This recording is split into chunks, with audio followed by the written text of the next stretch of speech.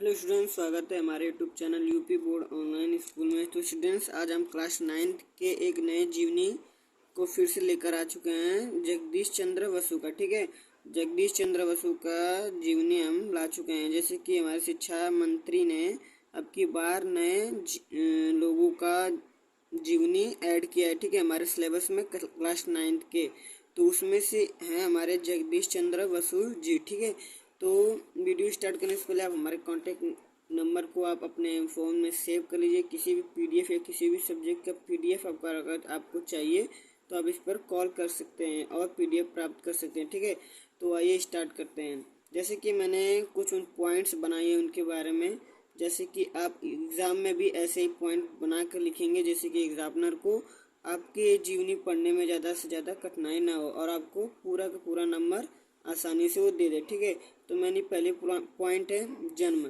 तो जगदीश चंद्र बसु जी का जन्म 30 नवंबर 1858 में हुआ था और विक्रमपुर में हुआ था। ठीक है, विक्रमपुर में हुआ था। और दूसरा है उनके माता और पिता का नाम क्या था। तो उनके माता का नाम बामा सुंदरी बोस था और उनके पिता का नाम भगवान चंद्र बोस था। ठीक है, भगवान चंद्र बोस था। और तीसरा पॉइंट है उनकी पत्नी का क्या नाम था। तो उनकी पत्नी का नाम था अबला बसु। ठीक है, अबला बसु।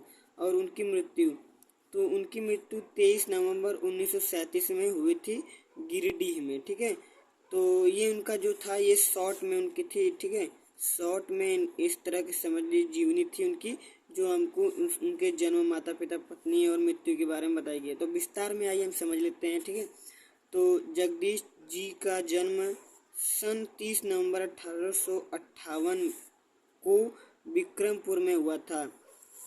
इनके पिता भगवान बसु जो डिप्टी कलेक्टर थे, इन्होंने जगदीश चंद्र बसु जी को पढ़ाई के लिए स्वीडन देश भेज दिया। ठीक है, स्वीडन देश से 1885 ईस्वी को भारत साइंटिस्ट बनकर लौटे। ठीक है, साइंटिस्ट बनने वे स्वीडन गए थे और साइंटिस्ट बनकर वो भारत लौटे।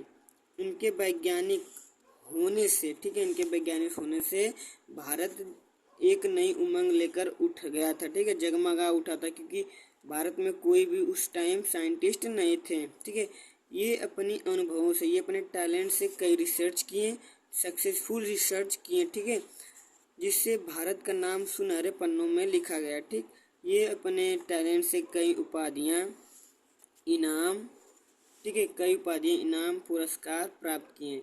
ऐसे महान साइंटिस्ट, ठीक है, ऐसे महान साइंटिस्ट का देहांत सन 23 नवंबर 1937 को गिरिडीह में हुआ। ठीक है, तो ऐसी जीवनी को और पाने के लिए और जो सिलेबस में है उन सभी लोगों के जीवनी को प्राप्त करने के लिए हमारे चैनल को लाइक, सब्सक्राइब और शेयर कीजिए और अपने दोस्तों को भी शेयर कीजिए, जैसे कि उनको इस सिलेबस के बारे में पता चल जाए, क्योंकि एग्ज़ाम में आ जाए और आपको पता ना रहे। ठीक है, तो वीडियो अच्छा लगे तो सब्सक्राइब कीजिए।